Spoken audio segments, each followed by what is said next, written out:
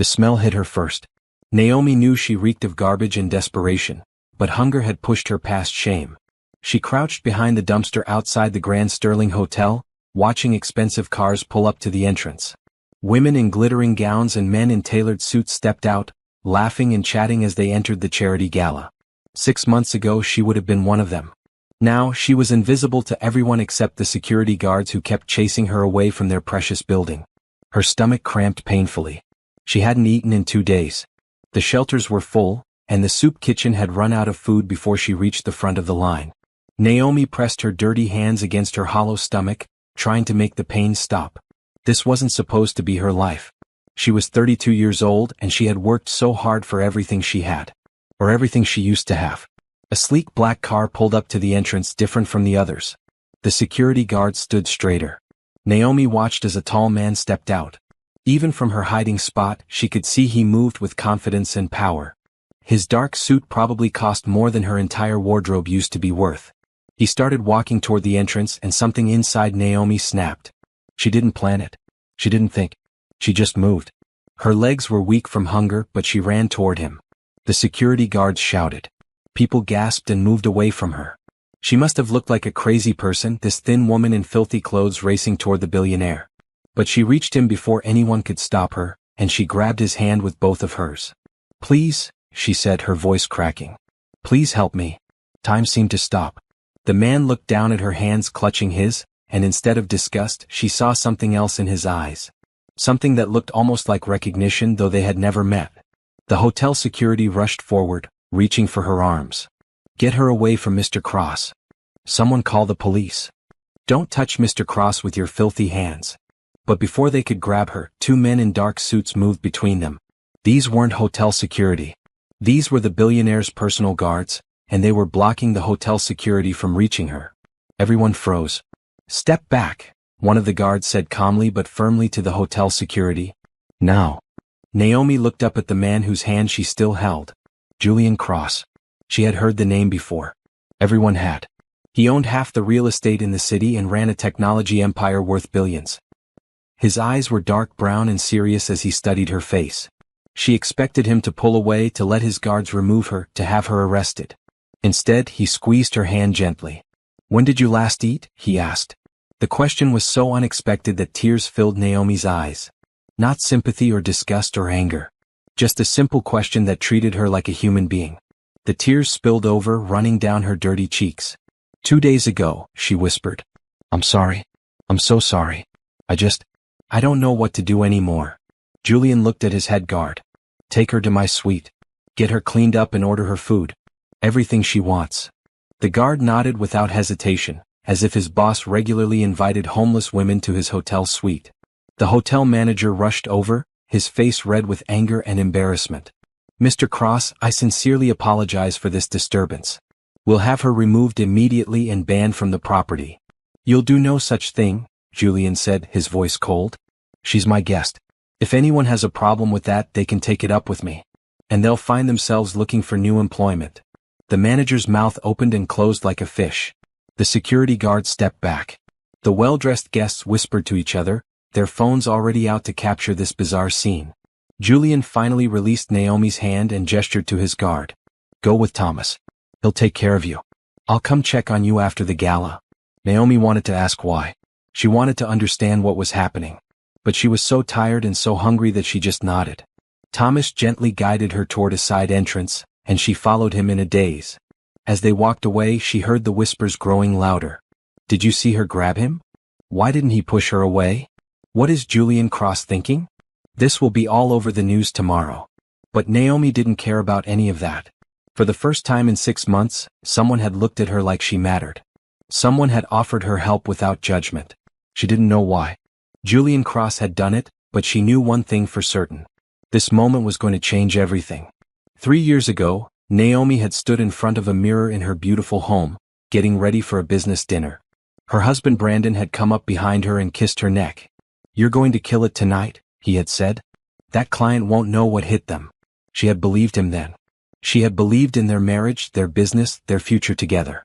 She had been so wrong. Brandon had been planning her destruction even as he kissed her.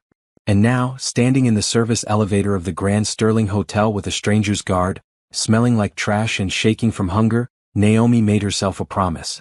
She would survive this. She would rebuild. And somehow, someday Brandon and Vanessa would pay for what they had done to her. The hot shower felt like heaven and hell at the same time.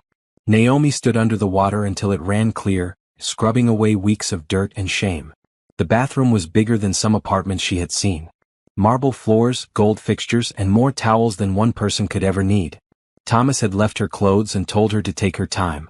There was no rush, no judgment. It felt unreal. As she dried off and put on the soft robe hanging on the door, Naomi caught her reflection in the mirror. She looked like a stranger. Her cheekbones were too sharp, her eyes too hollow. She had lost at least 30 pounds. Her dark skin, once glowing and healthy, looked dull. Her hair, which she used to keep in neat braids or natural curls, was damaged and tangled. She looked away quickly. There was a knock on the bathroom door. "Miss Naomi? I've brought food. Come out whenever you're ready." Naomi's stomach growled at the mention of food. She put on the clothes that had been left for her. They were simple but expensive soft pants and a sweater that felt like clouds against her skin. When she walked into the main room of the suite, she almost cried again. The table was covered with food. Soup, sandwiches, fruit, pasta, and more. Thomas stood by the door, his face kind but professional. "Mr. Cross ordered a variety since he wasn't sure what you'd like. Please eat as much as you want. I'll be right outside if you need anything." "Thank you," Naomi whispered.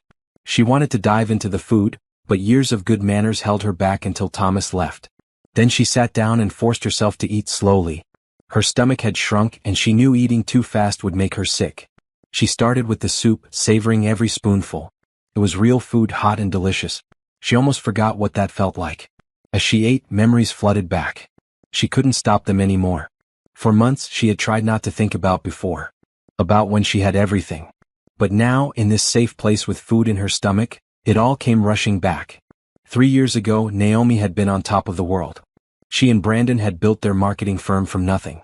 They had met in college, fell in love, and started the business right after graduation. For 8 years they worked side by side. They landed big clients, won awards, and made good money. They bought a house in a nice neighborhood. They talked about having kids someday. Naomi thought they were happy. The cracks started small. Brandon worked late more often. He was always on his phone. He seemed distracted during their conversations. Naomi told herself he was just stressed about work. They were going through a growth phase, trying to land a major account that would take them to the next level. She focused on her own work and tried not to worry. Then came the day that destroyed everything. Naomi had forgotten her laptop at the office and went back late at night to get it. She found Brandon in their conference room with Vanessa, their accountant. They weren't working.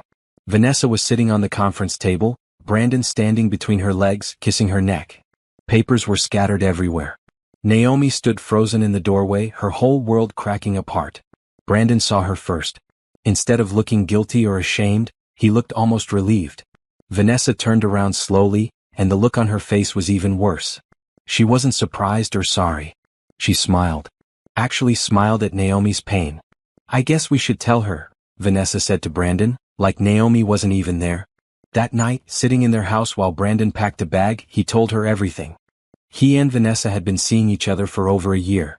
He didn't love Naomi anymore. He wanted a divorce. He was moving out immediately. Naomi, still in shock, asked about the business. That's when his face changed to something cold and calculating. "About that," he said, "you might want to get a lawyer." The next week was a nightmare. Brandon and Vanessa accused Naomi of stealing money from the company. They had documents showing transfers from the business account to Naomi's personal account. Large amounts. The problem was that Naomi had never made those transfers. She had access to the accounts, but she hadn't taken any money. Vanessa, as the accountant, had created a perfect paper trail. Fake invoices, forged signatures, altered records. It looked like Naomi had been embezzling for months. Brandon backed up every lie. He told clients, vendors, and their employees that Naomi had betrayed the company. He filed charges with the police. He froze their joint accounts. He hired expensive lawyers. Naomi tried to fight back. She hired a lawyer with her savings, but Brandon's legal team was bigger and better. They dragged things out, costing her more money every day. Her lawyer found some inconsistencies in the records, but not enough to prove fraud. Vanessa was too good at her job. Meanwhile, Brandon convinced their clients to drop Naomi and stay with him. Her reputation was destroyed overnight. In the business community, she went from respected entrepreneur to criminal. Nobody would work with her. Nobody would even talk to her. The legal bills piled up. Naomi had to sell her car to pay her lawyer. She moved out of their house because she couldn't afford the mortgage without access to their accounts. She rented a small apartment and tried to find work, but Brandon's accusations followed her everywhere. Every job application was rejected. Every interview ended badly as soon as they searched her name online. 6 months after that terrible night, Naomi lost everything. The court found her guilty of embezzlement based on the fake evidence. She was given a fine she couldn't pay and probation. Her lawyer apologized, saying they just couldn't fight Brandon's team. Her business license was revoked. Brandon took full ownership of the company. And Naomi, with no money, no job, and no one who believed her, ended up on the streets. She had tried the shelters at first, but they were always full. She spent her days looking for work and her nights trying to find safe places to sleep. She sold everything she owned, one piece at a time, until there was nothing left. Her phone died and she couldn't afford to charge it. Her apartment was long gone. Her friends had all disappeared when the scandal hit. Her parents had died years ago. She had no one. The hunger was the worst part. Constant gnawing, making it hard to think or move. She learned which restaurants threw out food at night, which stores gave away expired items, where the free meal programs were. She learned to be invisible, to avoid the police, to protect herself without fighting. She learned what rock bottom felt like. And through it all, she thought about Brandon and Vanessa. They had destroyed her on purpose. They had planned it while smiling to her face. They had taken everything she built and twisted it into something ugly. The anger kept her alive on the worst nights. The need for revenge gave her a reason to keep breathing. Now, sitting in this beautiful hotel suite with food in her stomach and clean clothes on her body, Naomi let herself hope for the first time in months. She didn't know why Julian Cross had helped her. She didn't know what would happen next. But she knew this was her chance. Maybe her only chance. And she wasn't going to waste it. Julian Cross stood outside the hotel suite at midnight, his tie loosened and his jacket over his arm. The gala had been long and tedious, full of fake smiles and people asking for money or favors. He had donated the expected amount, made the expected speech, and left as soon as possible. Now he stood here, wondering if the woman would still be there or if she had run away. Thomas opened the door at his knock. "She's asleep on the couch, sir." She ate, showered, and then fell asleep watching television. "I didn't want to move her." Julian walked in quietly. Naomi was curled up on the couch, clean and dressed in the clothes his assistant had provided. She looked younger than he had thought, maybe early 30s. Even exhausted and thin, he could see she had once been very beautiful. Still was, actually. Her face was peaceful in sleep, but he noticed her hands were clenched into fists, like she was ready to fight even in her dreams. He had shocked everyone tonight by bringing her here. His assistant had called him 3 times during the gala, asking if he was serious. His business partners had sent concerned messages. The hotel manager had practically begged him to reconsider. But Julian hadn't changed his mind and he wouldn't now. He recognized the look in her eyes when she grabbed his hand. Desperation mixed with the last shreds of pride. The look of someone who had been beaten down but wasn't broken yet. He had seen that look in his own mirror 15 years ago, before he built his empire. Before he escaped his own nightmare. Julian walked to his bedroom and grabbed a blanket. He covered Naomi gently, careful not to wake her. She needed rest more than conversation tonight. Tomorrow would be soon enough to figure out what happened to her and how he could help.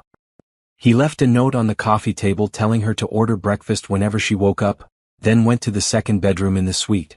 Thomas would stay on the couch tonight to make sure she felt safe. Naomi woke up confused. The couch was too soft, the room too quiet, the air too clean. For a moment she thought she was dreaming. Then the memories came back and she sat up quickly, her heart racing. The blanket fell to the floor. She was really here. In Julian Cross's hotel suite. It wasn't a dream or a hallucination brought on by hunger. It was real. There was a note on the coffee table in neat handwriting. "Order anything you want for breakfast. I'll come by around 9. Take your time. You're safe here. Julian." Naomi read it 3 times looking for the catch. There had to be one. Nobody helped strangers like this without wanting something. But the note said nothing else. Just a simple offer and reassurance. She looked at the clock. It was 7 in the morning. She had slept for hours without nightmares or interruptions. Another luxury she had forgotten. The bathroom was still stocked with new toiletries. Naomi took another shower, this time really taking care of herself. She brushed her teeth 3 times, enjoying the minty taste. She tried to do something with her hair, but it was too damaged. She would need a real salon to fix it. The clothes from yesterday were still clean, so she put them back on. By the time she worked up the courage to call room service for breakfast, it was almost 8. The person on the phone didn't question her or make her feel bad. They just took her order cheerfully. When the food arrived 20 minutes later, delivered by a kind server who didn't stare at her, Naomi almost cried again. She was so tired of crying, but kindness hit harder than cruelty after so many months of none. She was finishing her eggs when there was a knock on the door. Thomas opened it and Julian Cross walked in. He looked different in casual clothes, more approachable. He still had that air of power, but his smile was genuine. "Good morning," he said. "Did you sleep well?" "Better than I have in months," Naomi admitted. "Thank you for all of this. I don't understand why you're helping me, but thank you." Julian sat in the chair across from her. "I helped you because I could, and because I know what it's like to have nothing. May I ask your name?" "Naomi. Naomi Bennett." "Nice to meet you properly, Naomi. I'm Julian. Can you tell me what happened to you? How did you end up on the streets?" Naomi hesitated. She hadn't told anyone her full story since it happened. But something about Julian's direct gaze made her want to be honest. So she told him everything. Her business with Brandon, the affair with Vanessa, the fake embezzlement charges, the legal battles, losing everything.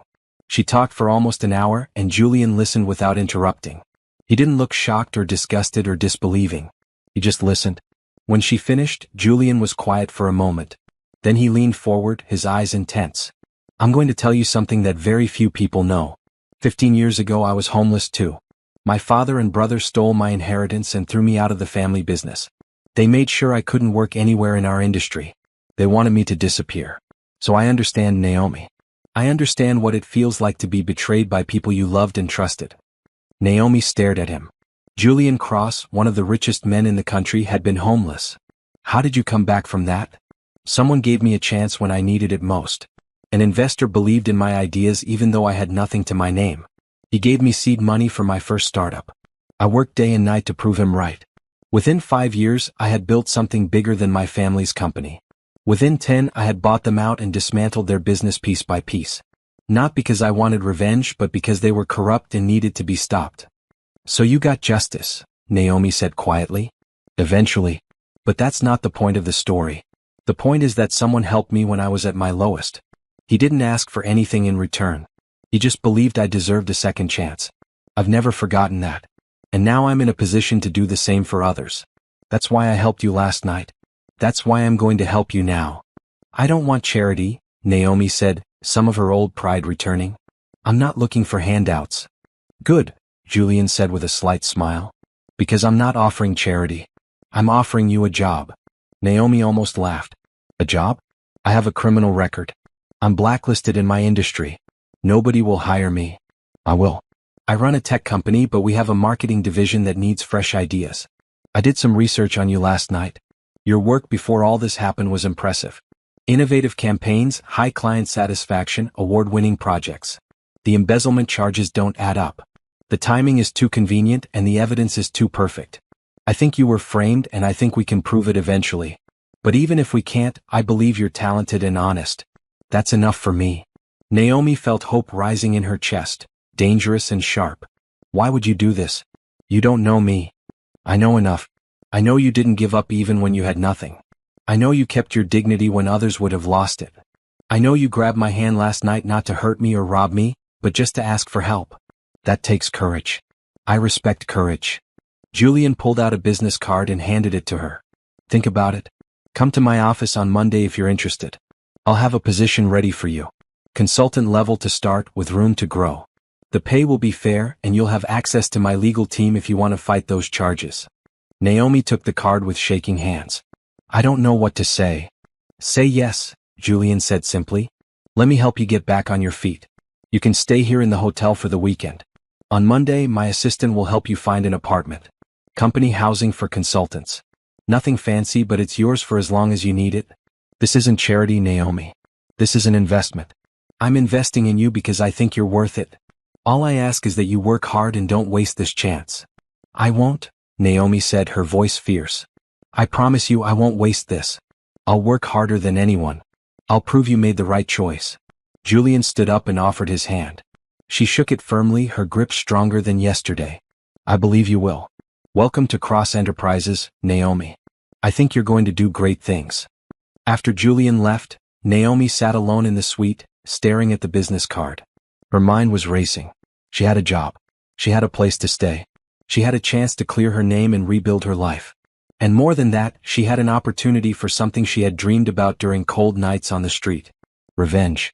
Not violent or cruel, but the kind that would hurt Brandon and Vanessa where it mattered most. Their reputation, their business, their success. Julian had mentioned his legal team. He had resources she could never access on her own. And if she worked hard, if she proved herself, maybe he would help her do more than just survive. Maybe he would help her fight back. Naomi stood up and walked to the window. The city stretched out below her, bright and full of possibilities. 6 months ago, she had been thrown away like trash by the people she trusted most. Yesterday, she had been sleeping next to dumpsters, wondering if she would survive another night. Today she had hope. Tomorrow she would start rebuilding. And someday soon Brandon and Vanessa would learn what it felt like to lose everything. She smiled for the first time in months. It wasn't over. Not even close. This was just the beginning. Monday morning arrived with clear skies and cool air. Naomi stood outside the Cross Enterprises building, looking up at the glass tower that stretched 40 stories high. She had been here once before, years ago, pitching a campaign to one of their divisions. Back then she had walked in confident and successful.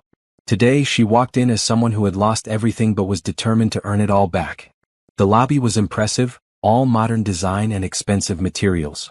Naomi checked in at the front desk, trying not to feel self-conscious in her borrowed clothes. The receptionist smiled warmly and directed her to the executive elevators. Mr. Cross is expecting you on the 38th floor. The elevator ride felt like flying. Naomi watched the numbers climb, her stomach tight with nerves. This was real. She was really doing this. When the doors opened, a woman in a sharp business suit was waiting. She was older, maybe 50, with kind eyes behind her glasses. Naomi Bennett? I'm Patricia Holmes, Mr. Cross's executive assistant. Welcome to Cross Enterprises. Let me show you to Mr. Cross's office. Patricia led her through a modern office space filled with people working at computers and having meetings in glass conference rooms. Everyone looked busy and professional. Naomi felt a pang of longing. She used to belong in places like this. She would belong here again. Julian's office was at the end of the hall, with floor-to-ceiling windows overlooking the city. He was on the phone when they arrived, but he waved them in with a smile. Patricia gestured for Naomi to sit in one of the comfortable chairs facing his desk. I understand the concerns, but we've run the numbers 3 times. The risk is manageable, Julian was saying into the phone. Trust me on this one. I'll send over the final projections by end of day. He hung up and turned his full attention to Naomi. Good morning. I'm glad you came. Thank you for the opportunity, Naomi said, sitting up straight. I'm ready to work hard and prove myself. I know you are. But before we get started, I want to be completely transparent with you about what I'm offering and why. Julian opened a folder on his desk. I had my team look deeper into your case over the weekend. Your ex-husband and his associate created a very convincing fraud. But there are holes. Small ones, but they exist. Transaction times that don't match your documented location. Digital signatures that have slight variations from your actual signature. Amounts that were moved when you were verified to be in client meetings across town. Naomi leaned forward, hope flaring. So you believe me? You think we can prove I was framed? I believe you, yes. Can we prove it? Eventually, maybe. We'll take time and money. Good lawyers, forensic accountants, private investigators. I'm willing to provide those resources if you want them. But Naomi, I need you to understand something important. This isn't charity and it's not free. You'll be working for me and I expect results. The legal help comes as part of your employment package, but you'll earn it through your work. Fair? More than fair, Naomi said. She appreciated his directness. What exactly would my role be? Julian pulled out another folder. You'll start as a senior consultant in our marketing division. We're launching a new product line next quarter, and we need a complete campaign strategy. I've read through your old work. Your approach to brand storytelling is exactly what we need. I'm putting you in charge of the project with a team of 3 people reporting to you. You'll report directly to our VP of Marketing, who reports to me. This is a real job with real responsibilities. You'll be judged on your results, nothing else. Naomi's hands trembled slightly as she took the folder. Inside was a formal job offer with salary and benefits listed. The salary was good, better than what she had been making at her old company. This is amazing. When do I start? Today if you're ready. But first, there's something else we need to discuss. Julian's expression turned serious. Your ex-husband's company, Bennett Marketing, has been struggling since you left. They lost several major clients in the past 6 months. Their reputation has taken hits. I did more research and it turns out that you were the creative force behind most of their best work. Without you, they're floundering. Good, Naomi said, unable to keep the bitterness from her voice. They deserve to fail after what they did. Perhaps. But here's the interesting part. They're currently bidding for a contract with one of the largest retail chains in the country. If they get it, it could save their business. The contract is worth millions and would put them back on top. Naomi felt her heart start to race. Why are you telling me this? Because Cross Enterprises is also bidding for that contract. And I'm offering you the chance to lead our pitch. Julian's eyes held hers steadily. You would be directly competing against your ex-husband. You would have a chance to beat him at his own game. But only if you think you're ready. This project I mentioned? This is it. The retail campaign. It's high pressure, high stakes, and very public. If we win, you'll get recognition throughout the industry. If we lose, it will be noticed. No pressure, but I need to know if you can handle this. Naomi didn't hesitate. I can handle it. I want this. I want to beat him and show him that he didn't destroy me. I want him to see me succeed while he fails. That's what I hoped you'd say. But Naomi, I need you to be smart about this. Revenge is a powerful motivator, but it can also cloud judgment. I don't want you to do this just to hurt Brandon. I want you to do this because you're the best person for the job. Can you separate those two things? Naomi took a deep breath and really thought about his question. Could she? She wanted revenge, yes. She wanted Brandon to suffer. But more than that, she wanted to prove that she was talented and capable. She wanted to show everyone who had written her off that they were wrong. I can separate them. I'll create the best campaign possible because that's what I'm good at. If it happens to destroy Brandon's chances in the process, that's just a bonus. Julian smiled. Perfect answer. Then let's get started. Patricia will take you to HR to finish your paperwork. You'll have an office on the 35th floor with your team. I'll arrange a meeting with the VP of Marketing for this afternoon to go over the project details. And Naomi? I have a feeling you're going to surprise a lot of people. Including yourself. Thank you, Julian. I won't let you down. I know you won't. One more thing. About your living situation. Patricia has arranged 3 apartment options for you to look at tonight. They're all part of our corporate housing program. Pick whichever one feels right. You'll move in this week. As Naomi followed Patricia out of the office, her mind was spinning with possibilities. A job. An apartment. A chance to clear her name. And best of all, an opportunity to face Brandon as an equal again. No, not an equal. As someone better. Someone who had survived his worst and come back stronger. Patricia led her through the HR process, which was surprisingly simple. Within 2 hours, Naomi had an employee ID, a company laptop, access badges, and a stack of paperwork to read. Then Patricia took her to her new office. It was small but nice, with a window and a real desk. 3 people were waiting in the conference room next door. Your team, Patricia explained. I'll let you all get acquainted. Good luck, Naomi. Naomi walked into the conference room and 3 pairs of eyes turned to her. A young man with dark hair stood up first. Hi, I'm Adrian Cole. I'm the junior designer on the team. It's good to meet you. A woman with red hair and sharp eyes nodded. Nicole Chin. I handle data analytics and market research. I've been here 3 years. The last team member, a man in his 40s with a friendly face, smiled warmly. Robert Fletcher. I'm the copywriter. I've heard good things about you from Mr. Cross. Naomi sat down at the head of the table, feeling like a fraud for just a moment. But then she remembered who she was and what she had accomplished before everything fell apart. She was good at this. She belonged here. It's good to meet all of you. I know my situation is unusual, and I appreciate you giving me a chance. Let's make something amazing together. For the next 3 hours, they talked about the retail contract and brainstormed ideas. Naomi felt herself coming alive in a way she hadn't in months. This was what she was meant to do. Create, strategize, build campaigns that told stories and connected with people. Her team was talented and eager to work. They didn't judge her or question her authority. They just focused on the work. By the end of the day, Naomi had a rough outline for their pitch and a timeline for the project. They had 6 weeks to create a full campaign proposal. It wasn't a lot of time, but it was enough if they worked hard. As her team packed up to leave, Adrian paused at the door. "Can I ask you something? Off the record." "Sure," Naomi said. "Why did Mr. Cross hire you? I mean, I looked you up. I know about the charges and everything. Why would he take that risk?" Naomi appreciated his honesty. "Because he believes in second chances. And because he thinks I'm good enough to help this company succeed. I plan to prove him right. You don't have to trust me yet, Adrian. Just watch what I do and judge me on my work." Adrian nodded slowly. "Fair enough. See you tomorrow." That evening, Naomi looked at the 3 apartments Patricia had arranged. She chose the simplest one, a 1-bedroom in a safe neighborhood. It wasn't fancy, but it had everything she needed. Clean walls, working appliances, and a real bed. She would move in on Wednesday. As she rode the bus back to the hotel that night, Naomi thought about everything that had happened in just 3 days. On Friday, she had been homeless and starving. On Monday, she had a job, a team, and a purpose. And in 6 weeks, she would face Brandon across a boardroom and show him exactly what he had thrown away. She pulled out her phone, which Patricia had helped her get replaced through the company plan. She looked up Bennett Marketing's website. They had a bland, generic landing page now. No creative spark. No soul. Just corporate buzzwords and stock photos. Naomi smiled grimly. They were already failing. She was going to make sure they failed completely. But more importantly, she was going to succeed.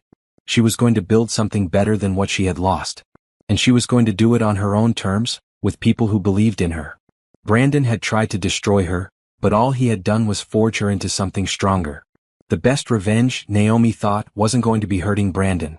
It was going to be leaving him so far behind that he became irrelevant. And that revenge was going to be sweet. 3 weeks into her new job, Naomi was working 14-hour days and loving every minute. She arrived at the office before most people and left after the cleaning crew started.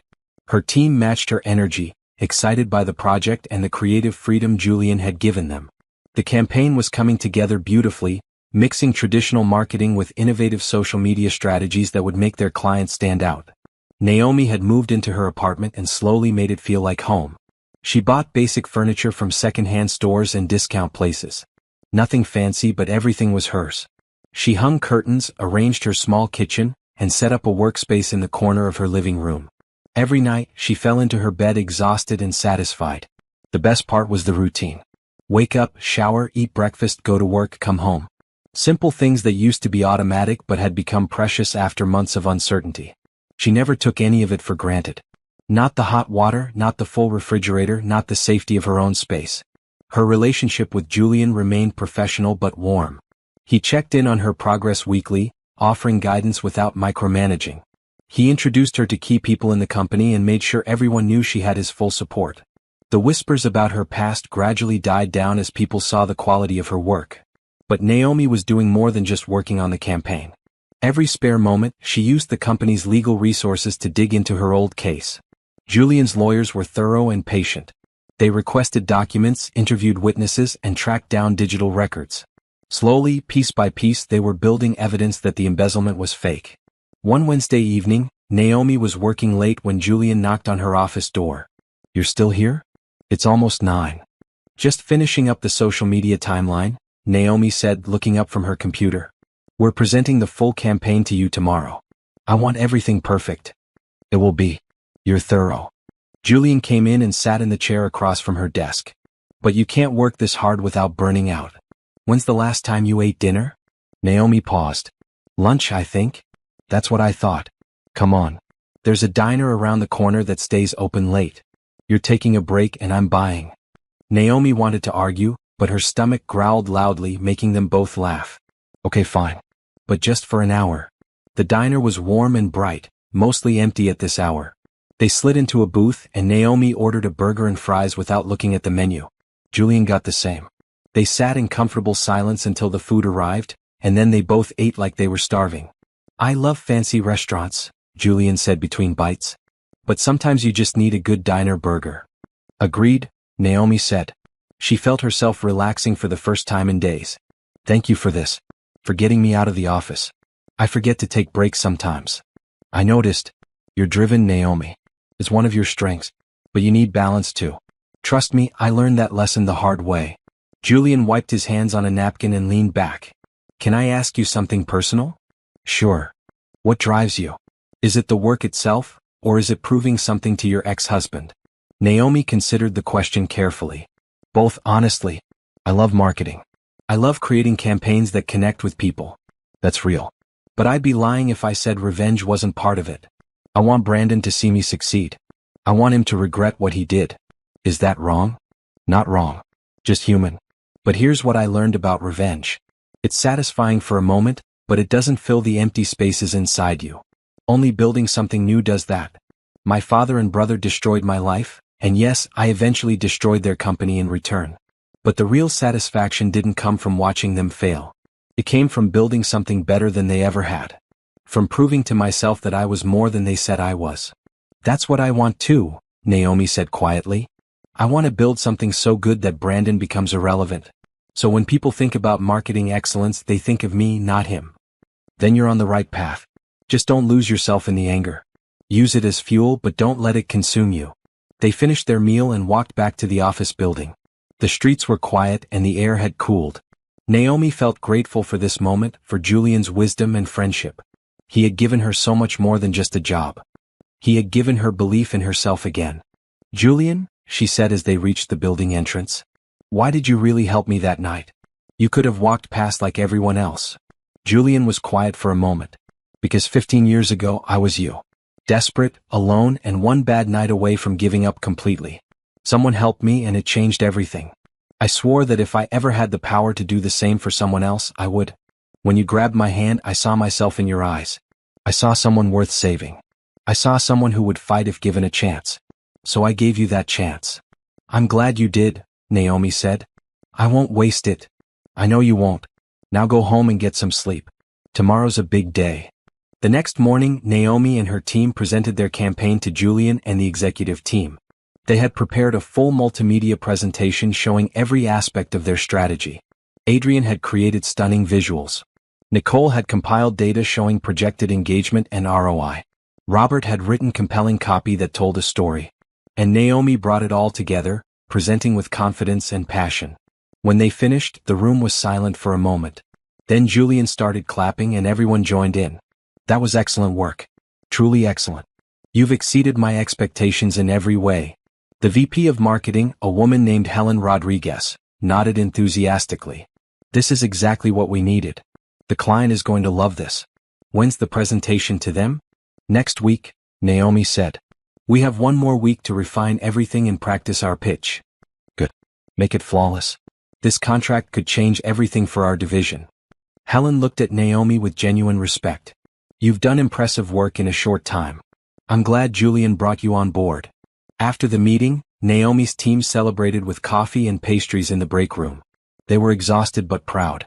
Adrian high-fived her. We're going to crush this pitch. We are, Naomi agreed.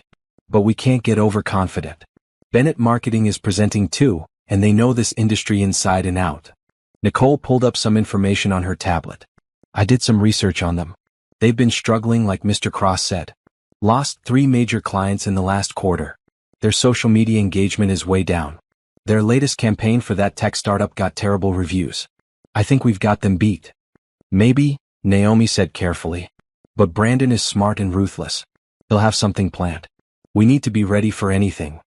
That evening, as Naomi was packing up her laptop, she got a call from Julian's legal team. Her heart raced as she answered. Hello.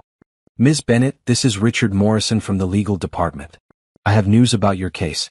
We found something significant. Naomi sat down, her legs suddenly weak. What did you find? Transaction records that were deleted from the original evidence. We recovered them from backup servers. They show clearly that the transfers in question were made from Ms. Vanessa Porter's computer, not yours.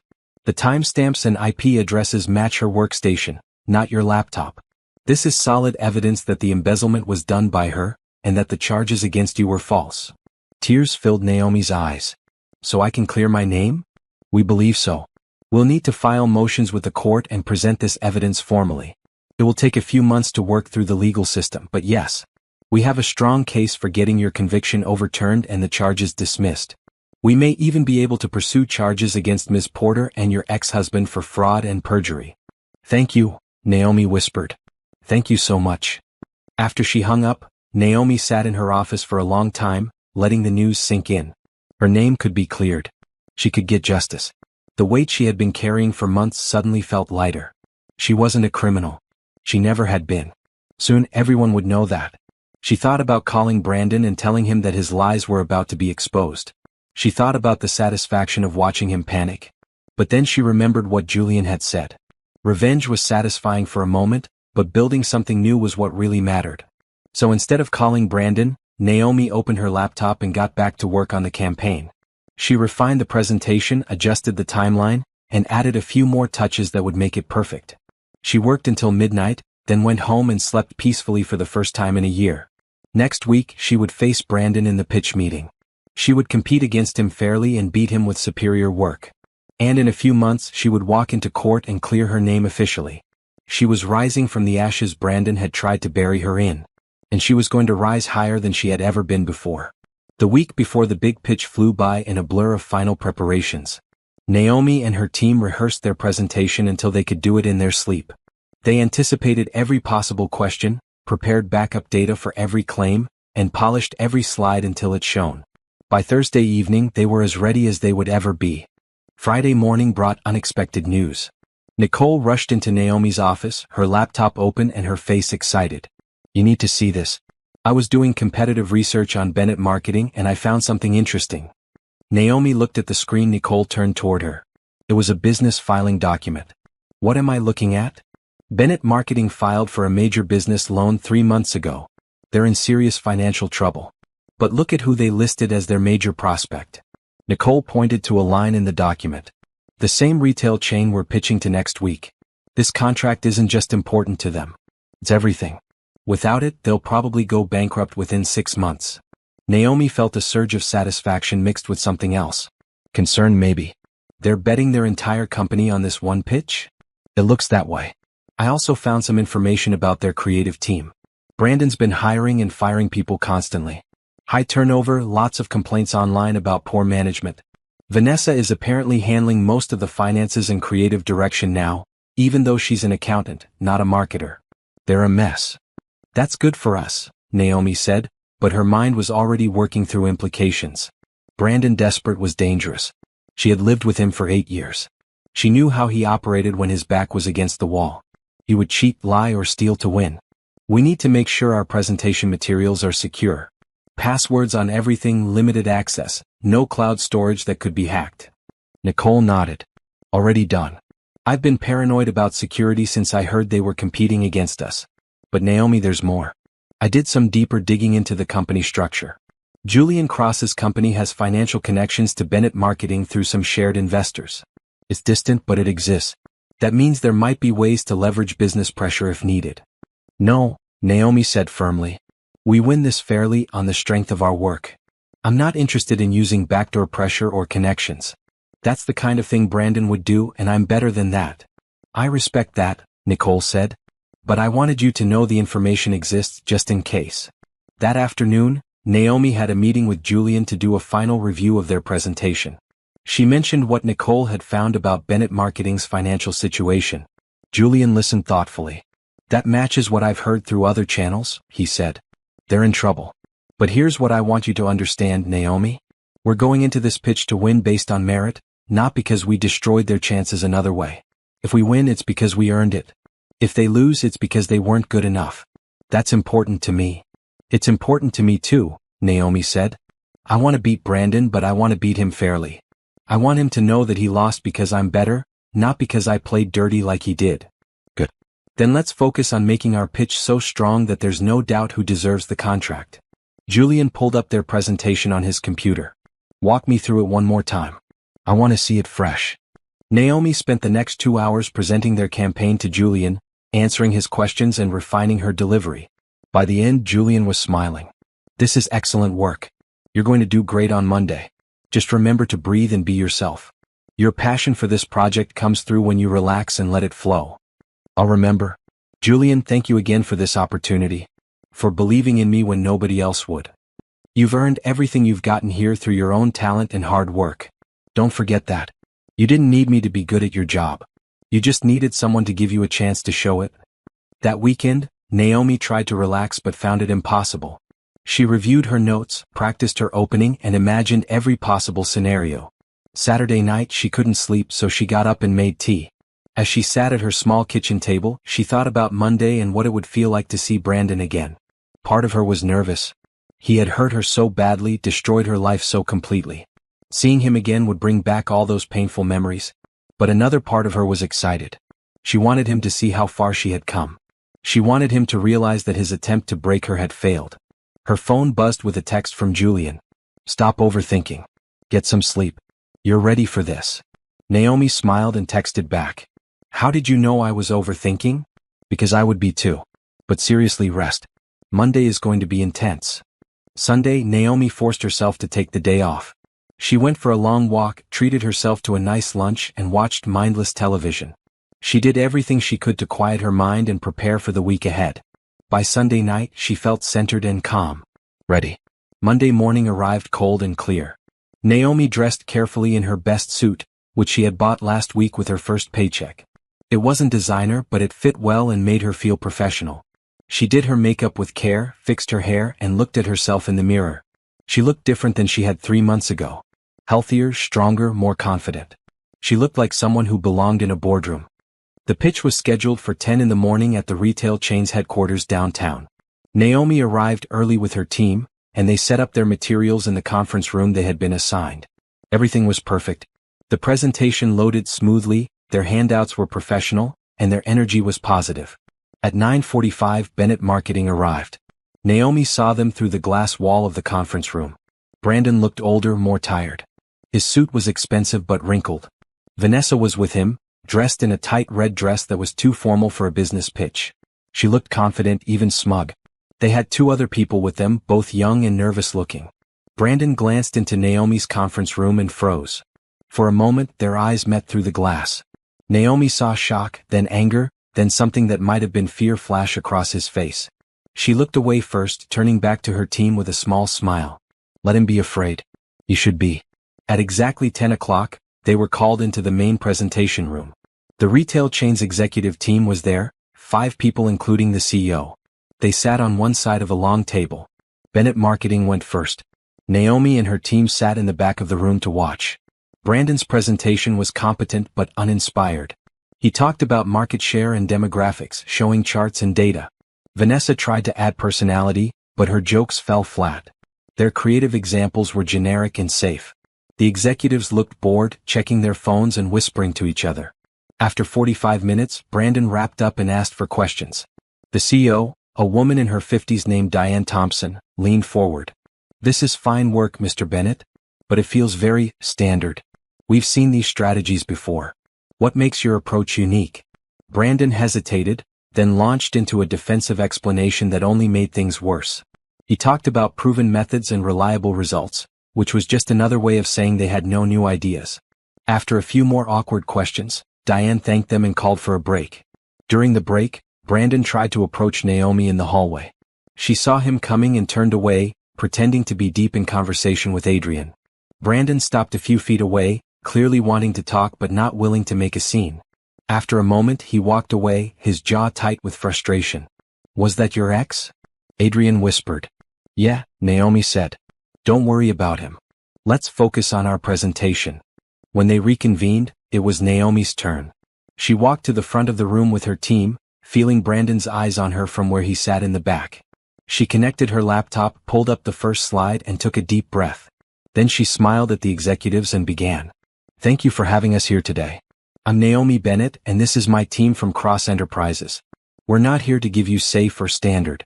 We're here to show you something that will transform how your customers see your brand." For the next hour, Naomi presented their campaign with passion and precision. She walked them through consumer insights, creative concepts, and execution strategies. She showed videos, mock-ups, and projections. Her team jumped in at perfect moments with supporting data and examples. The executives leaned forward, engaged and excited. They asked smart questions and Naomi had smart answers. When she finished, the room was silent for a moment. Then Diane started clapping and the others joined in. "Now that's what I call innovative. You've clearly done your homework and thought outside the box." This is exactly the kind of fresh thinking we need. Thank you, Naomi said, feeling her heart soar. We're confident this campaign will exceed your expectations and deliver measurable results. After a few more questions and a round of handshakes, the presentation was over. Diane told both teams they would have a decision by the end of the week.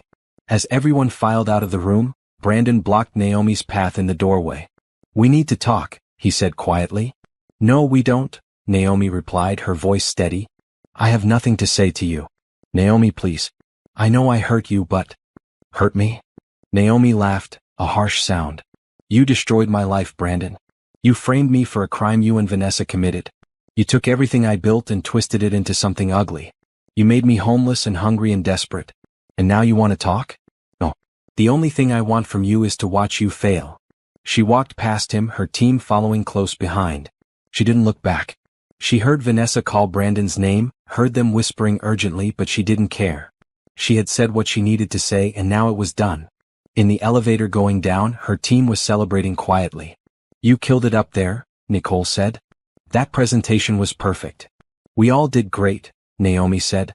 It was a team effort. But inside, she was thinking about Brandon's face when he saw her. The shock and fear and anger. It had felt good to see that. But it had also felt sad. She had loved him once. She had built a life with him. And he had thrown it all away for Vanessa and whatever else he thought he wanted. What a waste. Her phone buzzed with a text from Julian.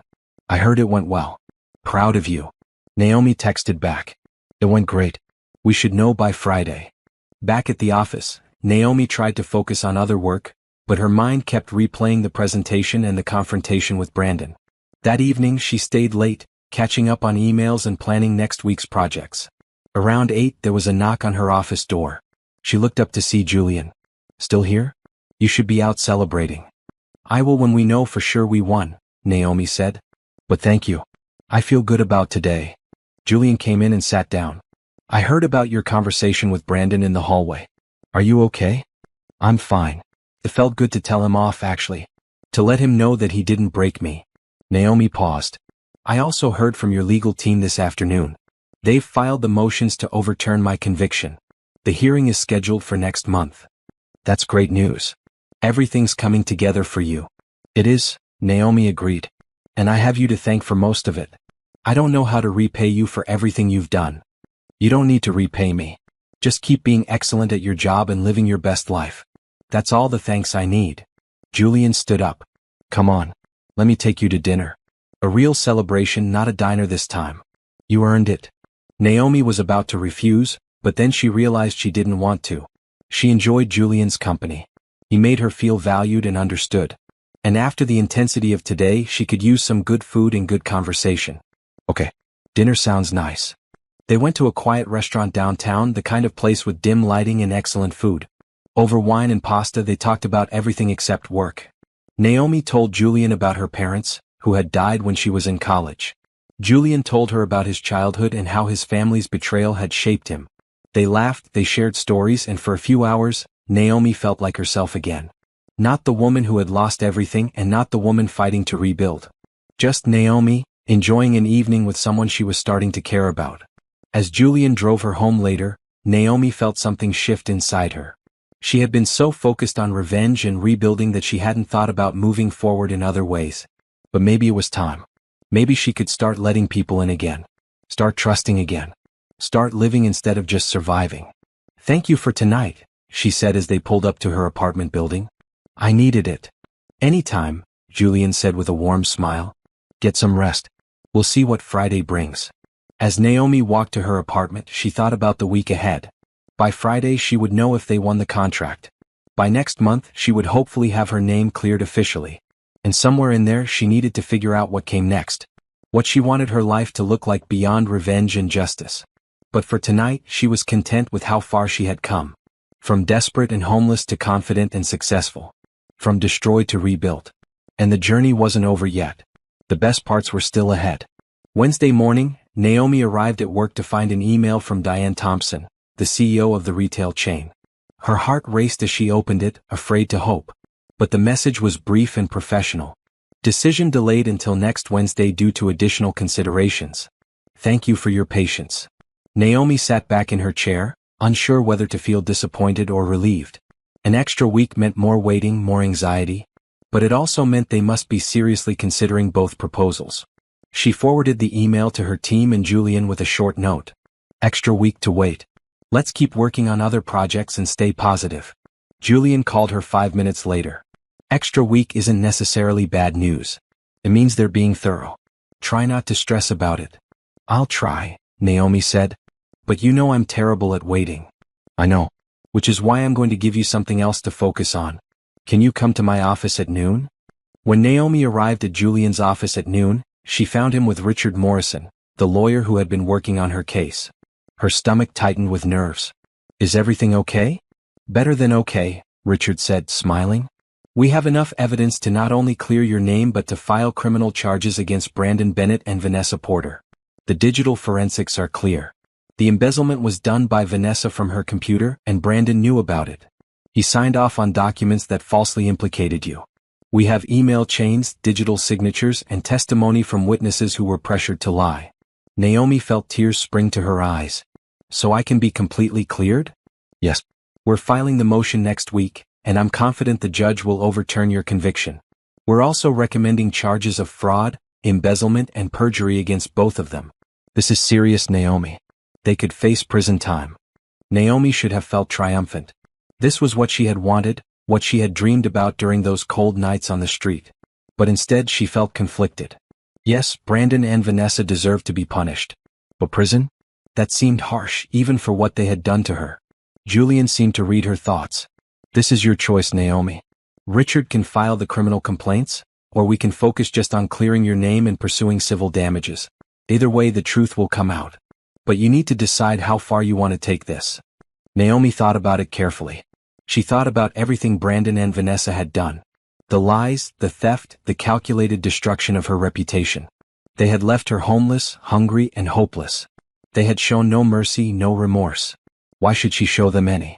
But then she thought about who she wanted to be going forward. Did she want to be someone who destroyed others, even when they deserved it? Or did she want to be someone who focused on building her own success and letting the justice system handle the rest? Clear my name completely, she said finally. Make sure everyone knows I was framed and that Vanessa committed the embezzlement. File for damages to cover my legal fees and lost income. But let the prosecutors decide about criminal charges. I don't want to be the one pushing for prison time. I just want my reputation back and fair compensation for what I lost. Richard nodded. That's a reasonable approach. The prosecutors will likely file charges anyway once they see our evidence, but it won't be coming from you directly. I'll draw up the papers. After Richard left, Julian studied Naomi's face. That was a compassionate choice. A lot of people wouldn't have made it. I don't want to be like them, Naomi said quietly. They let hatred and greed turn them into people who could destroy someone they once loved. I won't let hatred turn me into something ugly too. I'm better than that. You are, Julian agreed. But Naomi, don't mistake compassion for weakness. They hurt you badly. It's okay to want them to face consequences. I know. And they will face consequences. Their business is failing, their reputations will be destroyed when the truth comes out, and they'll probably face criminal charges. That's enough for me. I don't need to be the one twisting the knife. Julian smiled. You're a better person than I was at your stage. When I had the chance to destroy my family's business, I took it with both hands and enjoyed every minute. Do you regret it? Sometimes, Julian admitted. I don't regret stopping their corruption or taking back what they stole from me. But I do regret how much energy I spent on revenge instead of just moving forward. It was satisfying, but it was also exhausting. And in the end, the best revenge really was building something better than they ever had. They talked for a while longer and then Naomi went back to work. But she couldn't focus. Her mind kept circling back to the legal case and what it would mean when everything came out. Brandon and Vanessa would be publicly exposed as criminals. Their business would collapse completely. Their lives would be ruined just as they had ruined hers. And yet, Naomi felt strangely empty about it. Revenge wasn't as sweet as she had imagined. Maybe Julian was right. Maybe the real victory was what she had built since hitting rock bottom. The job she was succeeding at, the team that respected her, the reputation she was rebuilding. That mattered more than watching Brandon suffer. Thursday afternoon, Naomi was reviewing campaign analytics when Nicole knocked on her door looking troubled. Can I talk to you about something? Of course. Come in. Nicole closed the door and sat down. I've been doing more research on Bennett Marketing. Probably more than I should, honestly. But I found something you need to know about. What is it? They're in worse shape than I thought. They have massive debt, unpaid vendors, and employees who haven't been paid in 6 weeks. If they don't win this retail contract, they're going to collapse within a month. And I mean complete collapse. Bankruptcy, layoffs, everything. Naomi absorbed this information. That's unfortunate for their employees. They didn't do anything wrong. That's what I'm worried about, Nicole said. Look, I know Brandon and Vanessa are terrible people who deserve to face consequences. But there are 8 other people working there who are innocent. They're just trying to do their jobs and pay their bills. If Bennett Marketing collapses, they all lose their jobs right before the holidays. Some of them have families. What are you suggesting? Naomi asked carefully. I don't know. Maybe nothing. I just thought you should know the full picture. If we win this contract, we're not just beating Brandon. We're probably putting those innocent people out of work too. Naomi sat quietly for a moment. She hadn't thought about the other employees at Bennett Marketing. She had been so focused on Brandon and Vanessa that she forgot there were real people whose lives would be affected. Do we know anything about these employees? Their situations? Nicole pulled up a document on her tablet. I did some research. There's a single mother who works as their junior designer. A recent college graduate who's paying off student loans. An older man who was unemployed for 2 years before Brandon hired him. They're just regular people trying to survive, and they're going to be collateral damage in this whole mess. Naomi felt guilt creep in. She hadn't done anything wrong. This wasn't her fault. Brandon and Vanessa had created this situation with their lies and mismanagement. But still, she didn't like the idea of innocent people suffering because of her success. Thank you for telling me this, she said to Nicole. I need to think about it. After Nicole left, Naomi stared out her window at the city. This was getting complicated. She wanted to win the contract because her campaign was better. She wanted justice for what Brandon and Vanessa had done to her. But she didn't want to hurt people who had nothing to do with any of it. She called Julian and explained the situation. He listened without interrupting, then sighed. This is the hard part about competition in business.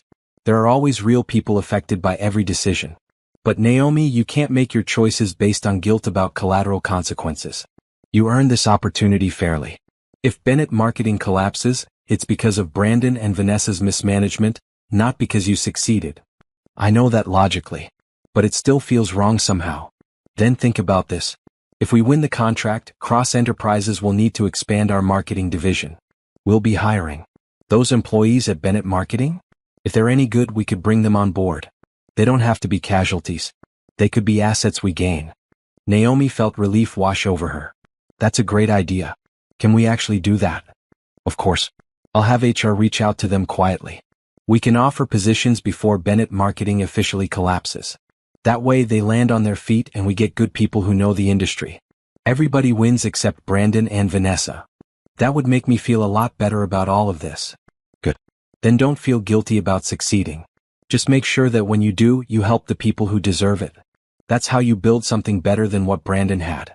Not just a better business, but a better culture where people actually matter. Friday passed with no news about the contract. Naomi spent the weekend trying to relax but mostly just worrying. Monday brought the same silence. By Tuesday, Naomi was checking her email every 5 minutes, driving herself crazy. Tuesday afternoon, Julian called her to his office. When she arrived, he had a serious expression that made her stomach drop. What's wrong? Nothing's wrong. But I wanted to talk to you before you heard it from anyone else. I got a call from Diane Thompson this morning. She wanted to give me a heads up about their decision. Naomi held her breath. And? They chose our campaign. We won the contract. It's official as of this morning. For a moment, Naomi couldn't process the words. Then joy flooded through her, so intense she felt dizzy. We won? Really? Really? Your team did amazing work and it paid off.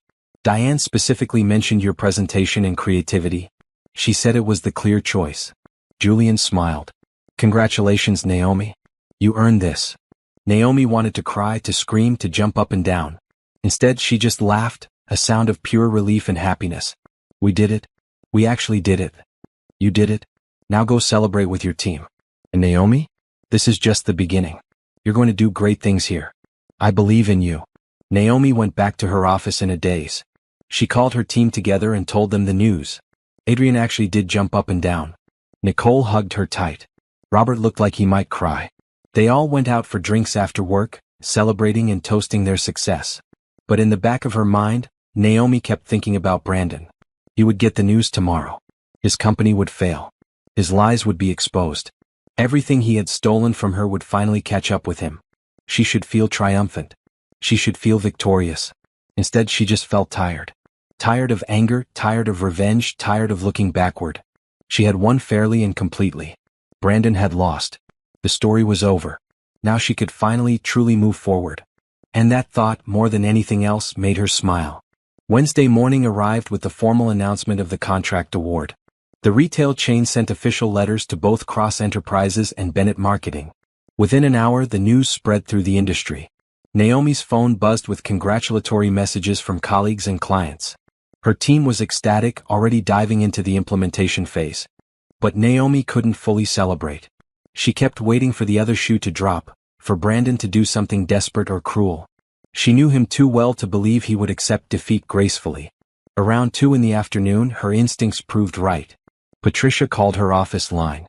Naomi, there's a Brandon Bennett here to see you. He doesn't have an appointment, but he's insisting it's urgent. Should I have security remove him? Naomi's first instinct was to say yes. She didn't want to see Brandon, didn't want to hear whatever excuses or accusations he had prepared. But then she realized this was her chance to face him as an equal, maybe even as his superior. She had nothing to fear from him anymore. Send him up to the conference room on my floor. I'll meet him there in 5 minutes.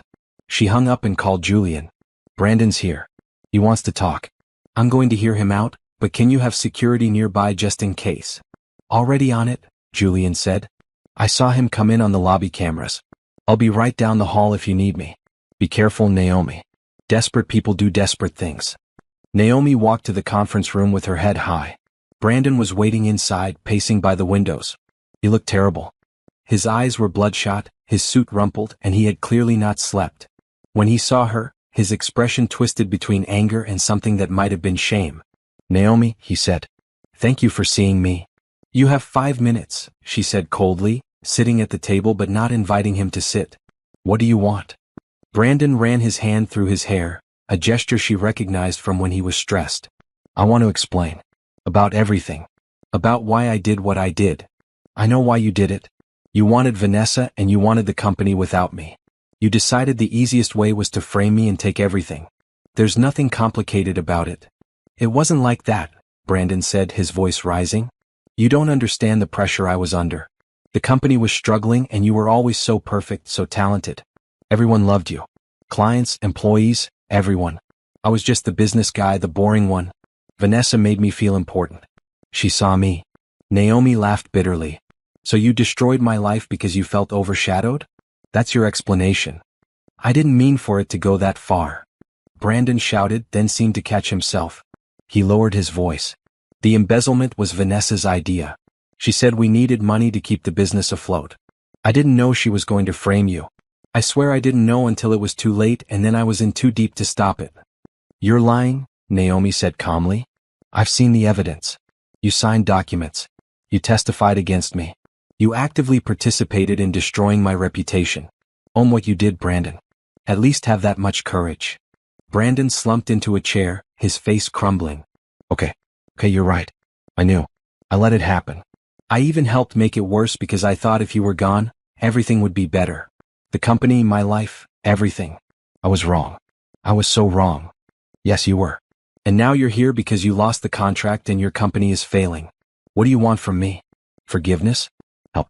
Neither of those things are going to happen. I want you to talk to Julian Cross, Brandon said desperately. Ask him to give us another chance. We could work together on this retail project. Split it somehow. Our company can't survive without this contract, Naomi. We have employees depending on us. People will lose their jobs. Naomi felt anger surge through her. Now you care about employees? Where was that concern when you framed me and left me homeless?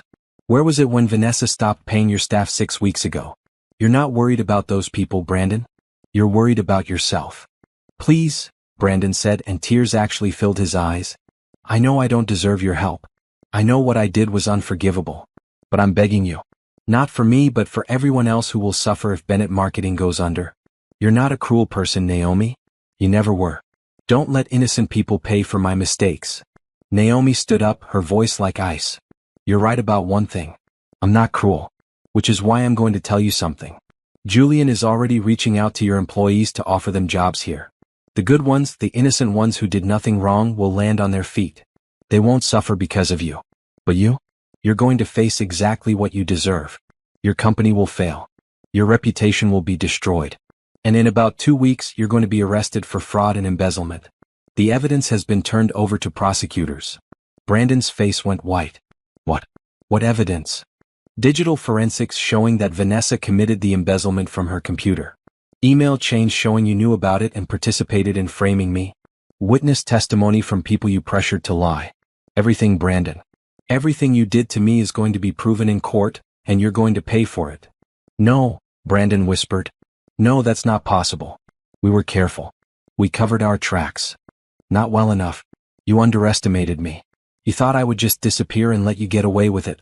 But I survived and I rebuilt, and now I'm taking back everything you stole from me. My reputation, my career, my life. The only thing I don't want back is you. Brandon stood up, his hands shaking. Naomi, please. We can make a deal. I can testify against Vanessa, say it was all her idea.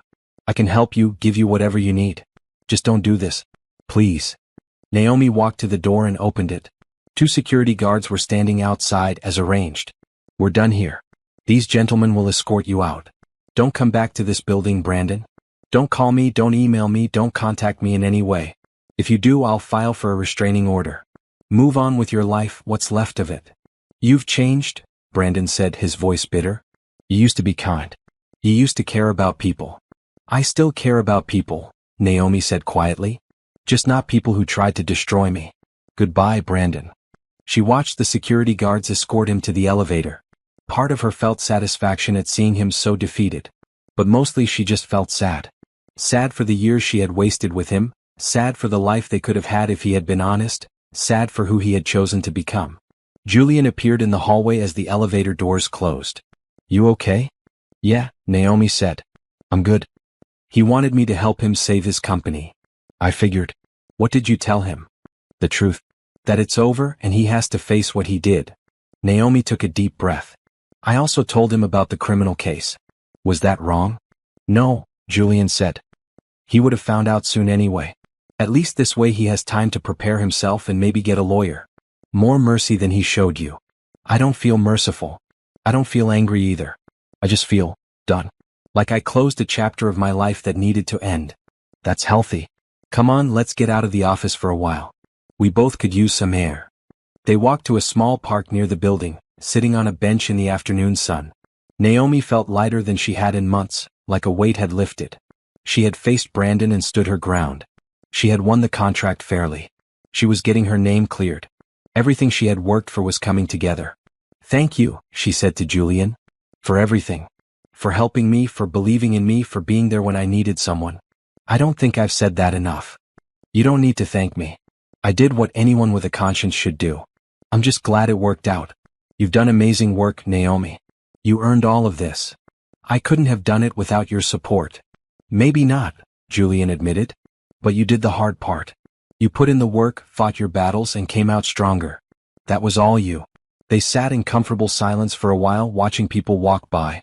Naomi felt something shift between them, a deepening of their friendship into something more. She had been so focused on revenge and rebuilding that she hadn't let herself think about Julian as anything but a mentor and friend.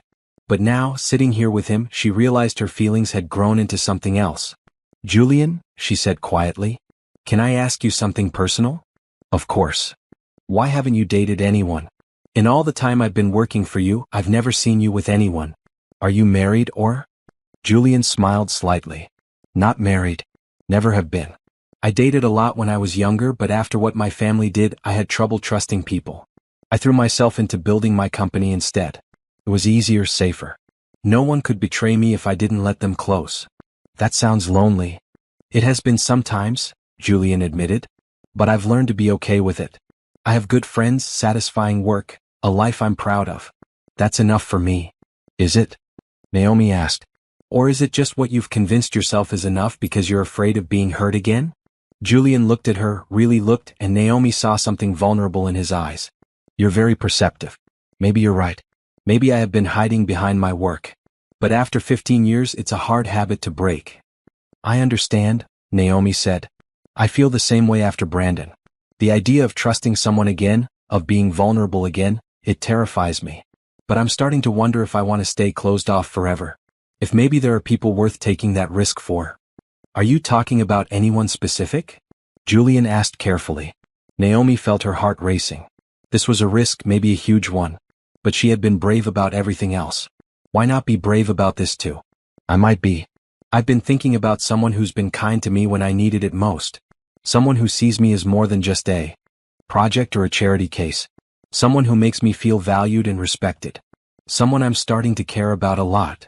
Julian's expression softened. Naomi, I need to be careful here. I'm your boss. There's a power dynamic that makes this complicated. I don't want you to feel pressured or like your job depends on anything personal between us. It doesn't, Naomi said firmly. I know that. You've never made me feel anything but respected. But Julian, I'm not bringing this up because I feel pressured. I'm bringing it up because I want you to know how I feel. What you do with that information is up to you. If you don't feel the same way, we can forget this conversation and stay professional. But I needed to be honest. Julian was quiet for a long moment. Then he reached over and took her hand gently. I feel the same way. I have for weeks now. But I didn't want to complicate your life when you were dealing with so much. I wanted to be your friend and mentor first. But Naomi, you're remarkable. You're strong and talented and resilient, and yes, I've developed feelings for you too. Naomi felt warmth spread through her chest. So what do we do now? We take it slow, Julian said. We keep things professional at work and see where things go outside of work. We make sure your job and career are never affected by our personal relationship. And we're honest with each other about what we want and need. How does that sound? It sounds perfect, Naomi said, squeezing his hand.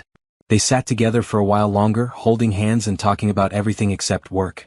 About their hopes, their fears, their dreams for the future. When they finally walked back to the office, Naomi felt like she was floating. She had closed one chapter of her life and opened a new one. A chapter that included success, justice, and maybe even love. Back at her desk, Naomi found an email from Richard Morrison. The court hearing for her case was scheduled for next week. He was confident they would get a favorable ruling. Brandon and Vanessa would be formally charged with fraud and embezzlement. Her name would be officially cleared. Everything was falling into place. Naomi sent a quick reply thanking Richard, then got back to work on the retail campaign implementation. She had a team to lead, deadlines to meet, and a reputation to continue rebuilding. But for the first time in over a year, she felt genuinely happy. Not just surviving, not just fighting, but actually happy. Her phone buzzed with a text from Julian. Dinner this weekend? Somewhere nice, just the two of us. Naomi smiled and texted back. I'd love that. She was building something new. Something better than what she had lost. Something that was entirely hers. And the best part? This was only the beginning. The court hearing was scheduled for Tuesday morning at 9. Naomi arrived early with Richard and Julian, her stomach tight with nerves despite Richard's assurances that everything would go smoothly. The courthouse was intimidating, all marble and dark wood and echoing footsteps. They passed through security and made their way to the assigned courtroom. Brandon and Vanessa were already there with their lawyers, sitting on the opposite side of the room. Vanessa looked scared, her usual confidence nowhere to be seen. She kept whispering urgently to her attorney, who looked uncomfortable. Brandon wouldn't meet Naomi's eyes. He stared straight ahead, his jaw clenched tight. Judge Patricia Anderson entered promptly at 9 and everyone stood. She was in her 60s with gray hair and sharp eyes that missed nothing. Please be seated. I've reviewed all the materials submitted in the case of Bennett versus the state regarding the motion to overturn conviction. Let's begin with the petitioner's arguments. Richard stood and presented their evidence methodically. He showed the digital forensics proving the embezzlement was done from Vanessa's computer. He presented email chains showing coordination between Brandon and Vanessa to frame Naomi. He brought forward witness testimony from former employees who admitted they were pressured to lie. The evidence was overwhelming and clear. Your Honor, Richard concluded, the evidence shows beyond any doubt that Ms. Bennett was wrongfully convicted. The actual perpetrator was Ms. Porter, with Mr. Bennett's full knowledge and participation. We request that Ms. Bennett's conviction be overturned, her record cleared, and that appropriate charges be filed against the actual criminals in this case. The prosecutor stood next. Your Honor, after reviewing the new evidence, the state agrees with the petitioner. The conviction of Ms. Bennett was based on fraudulent evidence. We recommend the conviction be overturned immediately and formal charges be filed against Mr. Bennett and Ms. Porter for embezzlement, fraud, and perjury. Brandon's lawyer tried to argue, but he had nothing to work with. The evidence was too strong, too clear. Vanessa's lawyer attempted to shift all blame to Brandon, claiming Vanessa was coerced, but the emails showed she had initiated much of the fraud. Both lawyers looked defeated before they even finished speaking. Judge Anderson listened to everything, reviewing documents and asking pointed questions. Finally, she removed her glasses and looked directly at Naomi. Ms. Bennett, please stand. Naomi stood on shaking legs. This was it. The moment that would officially clear her name or leave her with the stain of conviction forever. I've reviewed the evidence in this case thoroughly, Judge Anderson said. It's clear to me that you were the victim of a calculated and cruel fraud. The conviction against you is hereby overturned. Your record will be expunged completely. Furthermore, I'm issuing an order for Mr. Bennett and Ms. Porter to be taken into custody pending formal arraignment on charges of fraud, embezzlement, and perjury. Bailiffs, please. Two bailiffs moved toward Brandon and Vanessa. Vanessa started crying, reaching for her lawyer. Brandon stood stiffly, his face blank with shock. As the bailiffs handcuffed them, Vanessa looked at Naomi with hatred. This is your fault, she spat. You always thought you were better than everyone. You couldn't just let it go. Let it go. Naomi said quietly. You framed me for a crime you committed. You destroyed my life deliberately. And now you're facing the consequences of your choices. That's not my fault. That's yours. Judge Anderson banged her gavel. Miss Porter, be silent. Bailiffs, remove them. As Brandon was led past Naomi, he finally looked at her. I'm sorry, he whispered. For everything. You deserved better. Naomi just nodded. She had nothing to say to him. Sorry didn't fix what he had broken. It didn't give back the months she had spent homeless and desperate. It didn't erase the pain or the fear or the damage to her reputation. But at least now justice was being served. After they were taken away, Judge Anderson addressed the courtroom. Let this be a lesson about the serious consequences of bearing false witness and destroying innocent lives. This court is adjourned. Outside the courtroom, Naomi stood in the hallway feeling numb. It was over. Really over. Her name was cleared. Brandon and Vanessa were going to face prison time. Justice had been served. So why didn't she feel more triumphant? You okay? Julian asked, touching her arm gently. I think so, Naomi said. It's just surreal. For so long I wanted them to pay for what they did. And now they are, and it just feels empty somehow. That's normal, Richard said. Revenge and justice aren't the same thing. Justice is necessary, but it doesn't heal the wounds. Only time and moving forward do that. Richard's right, Julian added. You got what you needed, your name cleared and the truth exposed. But the real victory is everything you've built since hitting rock bottom. That's what matters. Naomi nodded, letting their words sink in. They were right. The conviction being overturned was important, but it wasn't the most important thing. The most important thing was who she had become through the struggle. Stronger, wiser, more compassionate. She had lost everything and rebuilt herself into someone better than before. They went to lunch to celebrate and Naomi tried to enjoy the moment. But her mind kept wandering to what came next. The retail campaign would launch in 3 weeks. Her team was doing excellent work. She had proven herself at Cross Enterprises. Her reputation was being restored. What else did she want from life? That evening, Julian took her to a quiet restaurant for dinner. They had been seeing each other outside of work for 2 weeks now, keeping things discreet but meaningful. Naomi found herself relaxing around him in ways she hadn't with anyone since before Brandon's betrayal. Big day, Julian said, raising his wine glass. Your name is officially cleared. How does it feel? Good, Naomi said honestly. But also strange.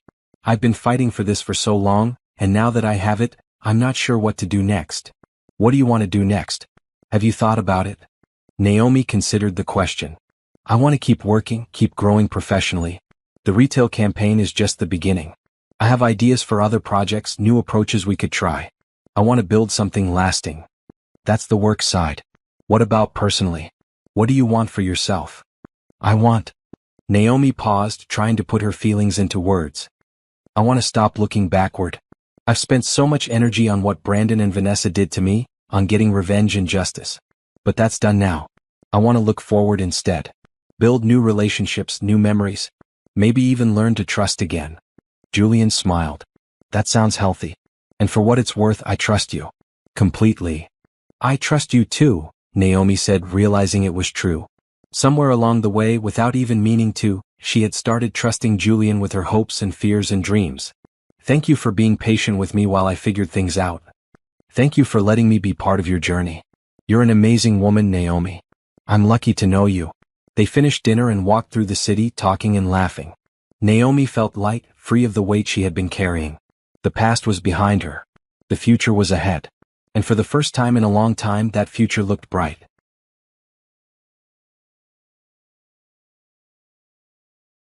The next day at work, Naomi got a call from one of Bennett Marketing's former employees. His name was Peter, and he was the older man Nicole had mentioned, the one who had been unemployed for 2 years before Brandon hired him. Miss Bennett? I hope it's okay that I'm calling. I got your number from HR. I wanted to thank you. Thank you? For what? For offering me a job. For thinking about us little people when Bennett Marketing collapsed. I heard what Mr. Bennett and Miss Porter did to you. What they did to all of us, really. We didn't know about the fraud, but we knew things weren't right. Money problems, strange decisions, people getting fired for no good reason. When your company reached out with job offers, it felt like a miracle. Naomi felt warmth spread through her chest. You don't need to thank me. You're good at what you do. That's why we hired you. Maybe. But you didn't have to think of us at all. You could have just let us sync with the company. But you cared about people who had nothing to do with your situation. That says a lot about who you are. So thank you. Really? After the call ended, Naomi sat at her desk feeling something shift inside her. This was what mattered.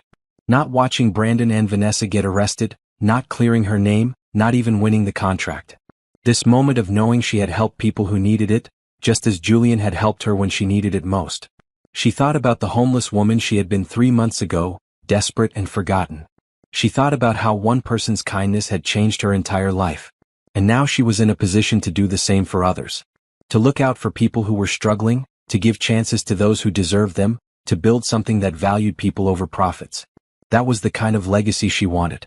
Not revenge, not victory over enemies, but a life spent lifting others up the way Julian had lifted her. It was a purpose bigger than herself, bigger than her anger or pain. It was something worth building toward. Naomi called Nicole into her office. I want to start something new. A mentorship program within our division. We find talented people who are struggling, people like I was, and we give them opportunities. Real jobs with real futures. Can you help me develop a proposal? Nicole's face lit up. That's a great idea. I'd love to help.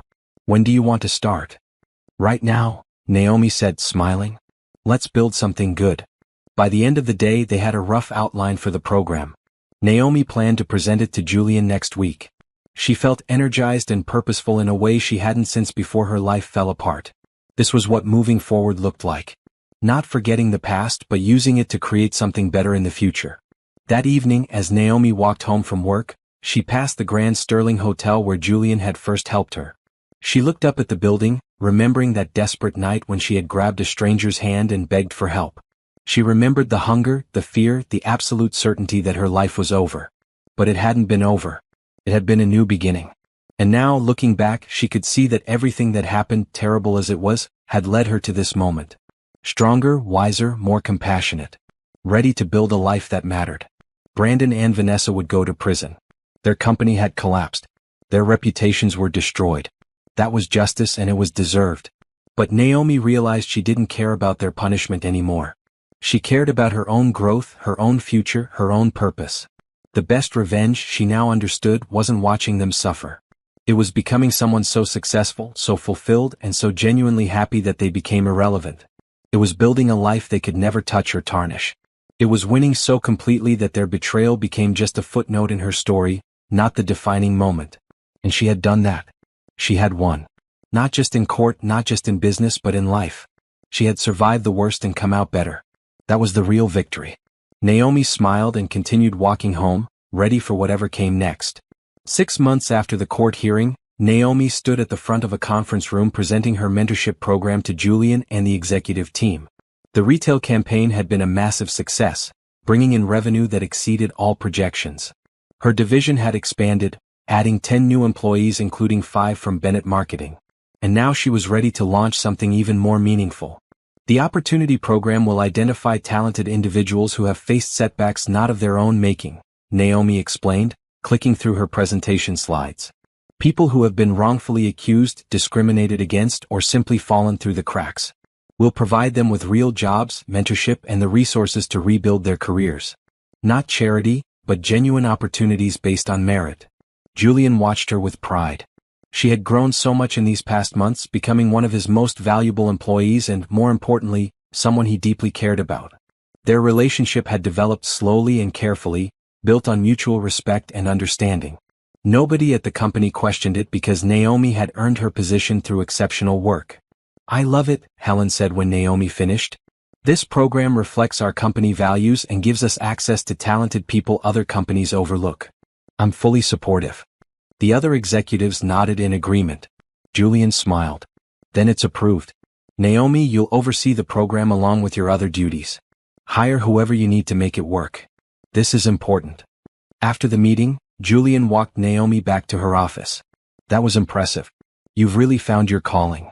"I think I have," Naomi agreed. "Helping people who are struggling, giving them chances the way you gave me one, it feels right. It feels like this is what I'm meant to do. It suits you.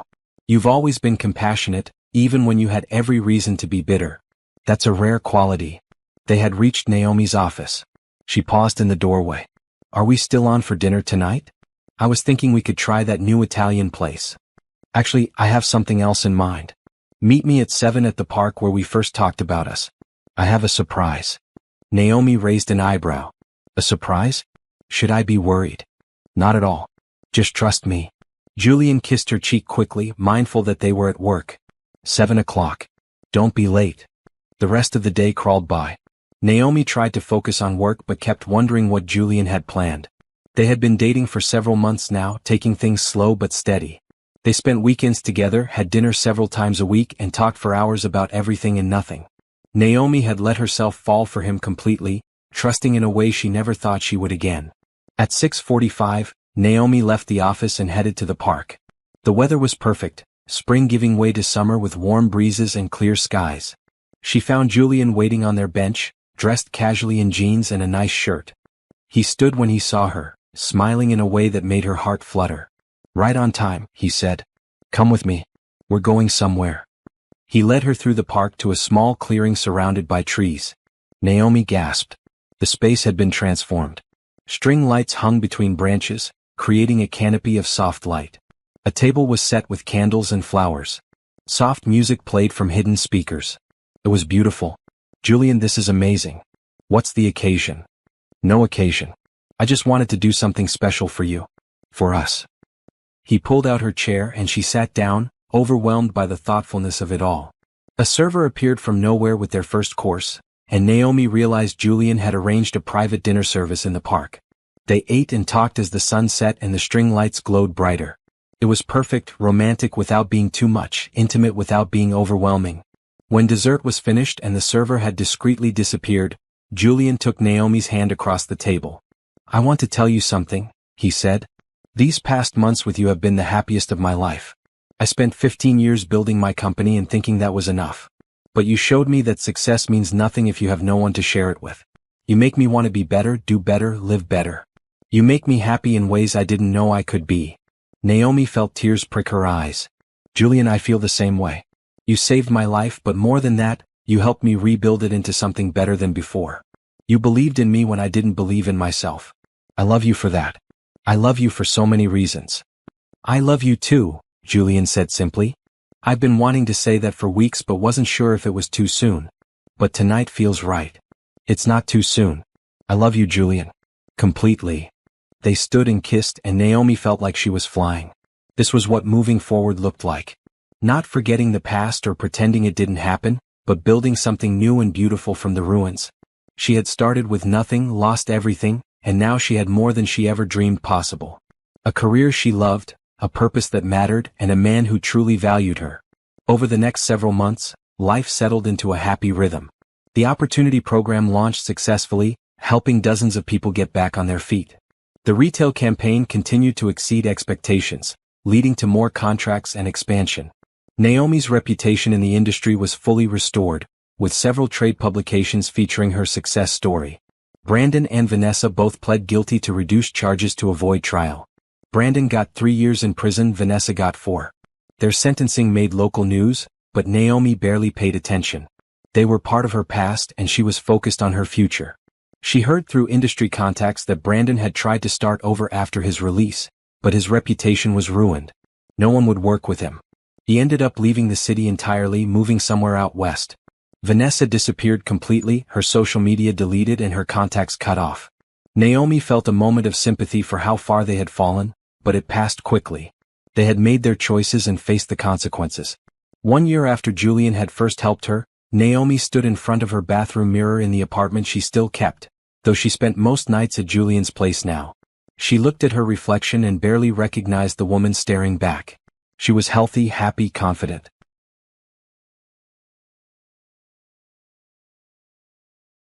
Her eyes sparkled with life instead of despair. Her smile came easily. She had gained back the weight she lost, her skin glowed, and her hair was styled in beautiful natural curls. She thought about the desperate woman who had grabbed a stranger's hand outside a hotel 1 year ago. That woman had been broken but not defeated. She had held on to hope with bloody fingernails and refused to give up. And look where that determination had led. Naomi's phone buzzed with a text from Julian.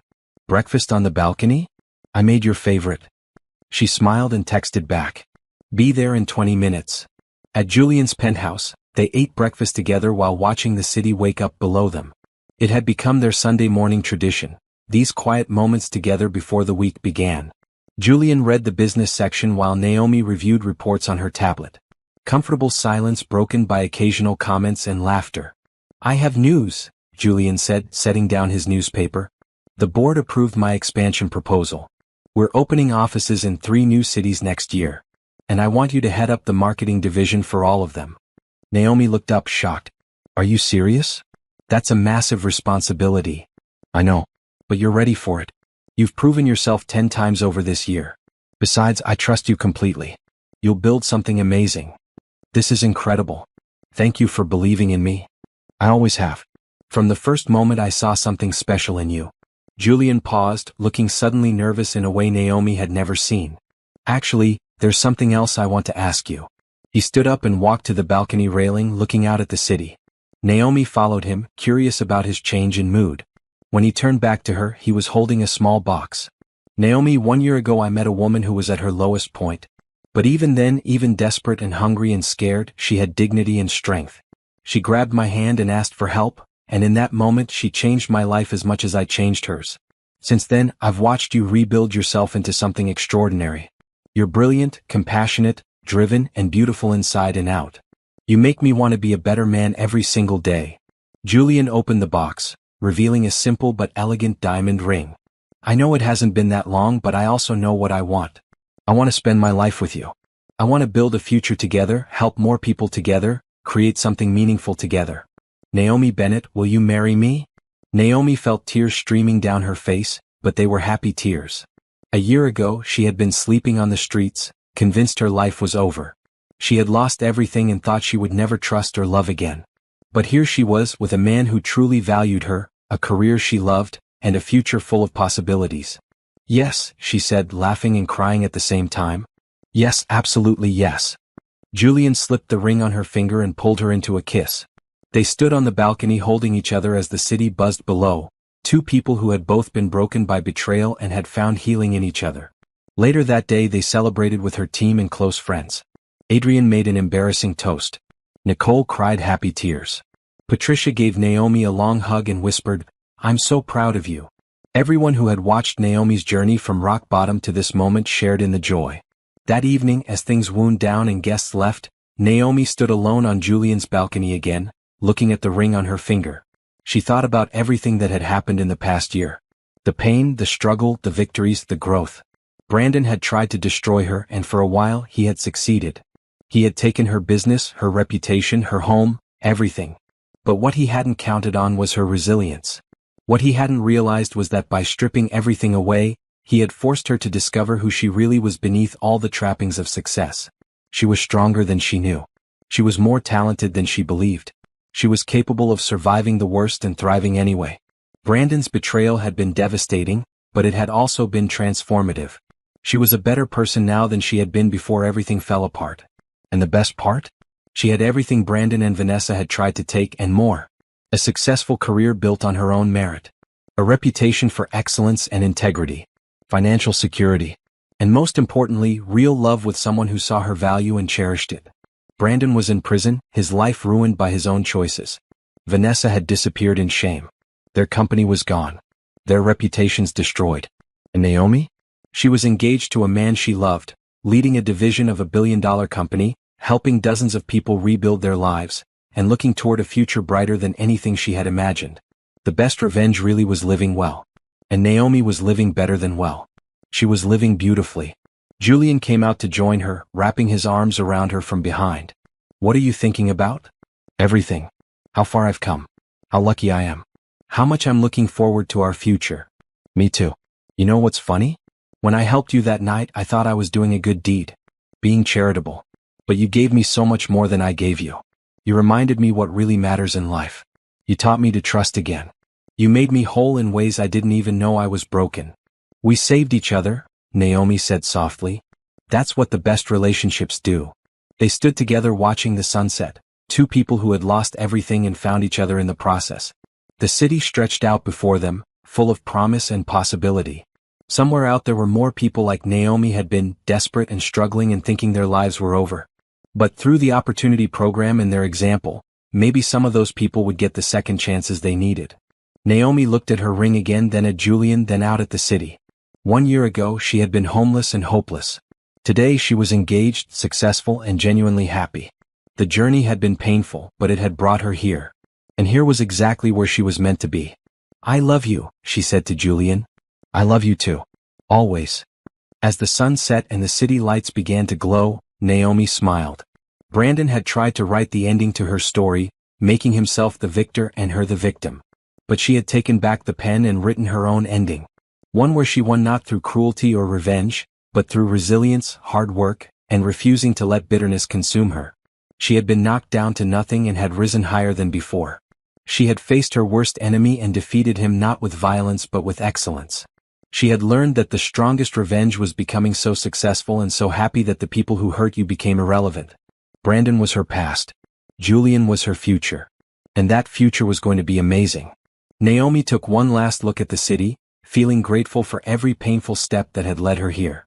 Then she turned and went inside with the man she loved, ready for whatever came next. Because she knew now that no matter what life threw at her, she could handle it. She had survived the worst and came out stronger. And that was the greatest victory of all.